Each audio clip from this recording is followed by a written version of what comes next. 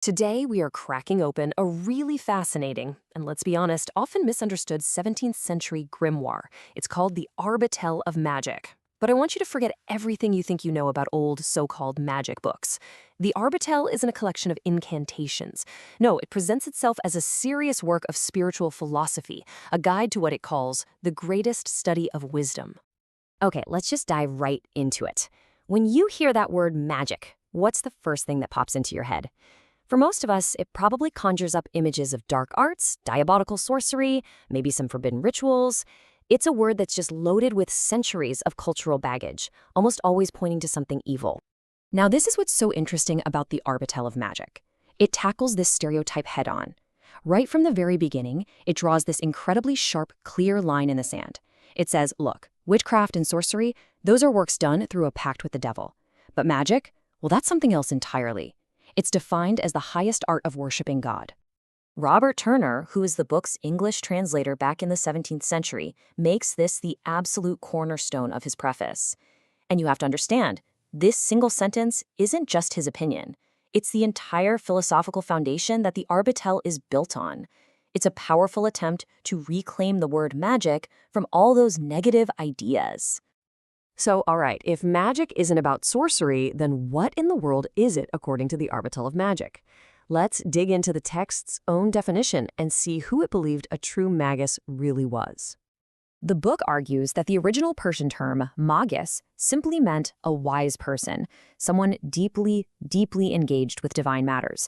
It even points out that the wise men who visited Jesus, they were called magi, and they weren't sorcerers, right? They were philosophers, priests, and scholars whose whole life was about trying to understand the divine. The text then breaks magic down into three distinct kinds. The second two, astrology and natural philosophy, they're about understanding the mechanics of God's creation, how the world works. But that highest form, divine magic, that's purely about the worship and knowledge of God. It's a spiritual journey, placing piety way above any kind of practical use. And this leads us to the next really central idea in the Arbatel of Magick. The book is crystal clear on this. Before anyone can even think about approaching this art, they have to live by a strict personal code of conduct. And that code? It's rooted entirely in piety. So here's the crucial point. According to the Arbatel of Magick, true wisdom and any kind of real ability don't come from chanting complex rituals or digging up forbidden knowledge. No, they are a direct result of reverence for God. This one line just completely flips the modern idea of a magician who's just seeking power for power's sake. Aphorism 39 really lays out the essential groundwork for anyone who wants to study this art. And notice, none of these steps involve casting spells or summoning anything. It's all internal work, meditation, self-reflection, spiritual worship, and serving other people. It's a path of personal and spiritual growth, period. And this quote, it just brilliantly illustrates the kind of life the book prescribes for the would-be mages. This is not a path for the masses. It is a solitary, scholarly, and deeply spiritual journey that is deliberately set apart from all the daily distractions and vanities of the world. Okay, now we get into the really fascinating cosmology of the Arbatel of Magick. The book suggests that the universe isn't some chaotic mess. Instead, it's administered by a very specific hierarchy of celestial intelligences, or spirits. The whole framework is built around the number 7. The text describes a universe that's divided up into provinces, and each one is governed by one of 7 primary Olympic spirits. And these spirits, you guessed it, they correspond to the 7 classical planets of antiquity. So here you can see the whole breakdown. But it's so important to understand how the Arbatel of Magick talks about them. These are not demons to be bargained with. Not at all. They're described as God's ministers, celestial governors who run the day-to-day workings of the cosmos and declare destinies. But, and this is key, always and only with God's permission. Each of these governors has very specific jobs and powers that are related to their celestial home. For example, Ak, the spirit of the sun, is said to oversee things like health, a long life, wisdom, and even the alchemical transmutation of matter. These are the forces that a truly pious magus can learn to understand. So what's the whole point of understanding this cosmic order? Well, according to the Arbatel of Magick, the ultimate goal isn't power, it's knowledge. Specifically, it's about learning the secrets that are hidden within creation itself. The text has a very specific definition for the word secret. A secret isn't just something you don't happen to know yet.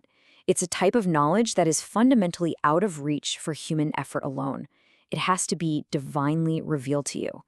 The Arbatel of Magick actually puts these secrets into 3 tiers. The greatest secrets are profoundly spiritual. They're focused on healing, longevity, and ultimately knowing God. But it also includes more practical, lesser secrets, like how to be a successful merchant or a skilled philosopher, framing every kind of deep understanding as a form of revealed wisdom. And the text could not be more clear about how someone gets access to this knowledge. There is no special spell, no complex ritual, no demonic bargain to be made. The one and only key is a direct appeal to the divine source through a pious and righteous life. That's it. This brings us to our final and maybe the most important point.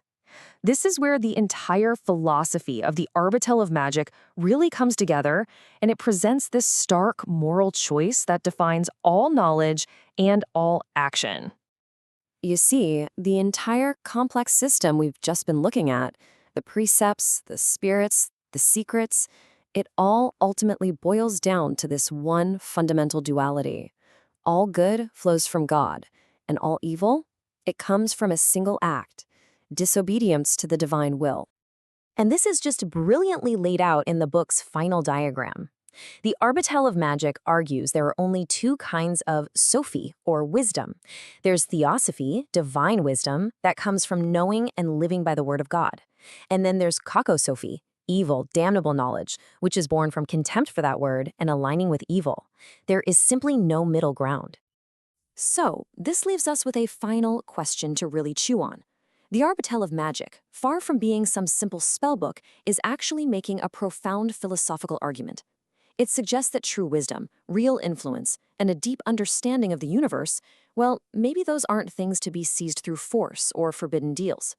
Maybe, just maybe, they are simply the natural byproduct of living a pious, divine, and righteous life.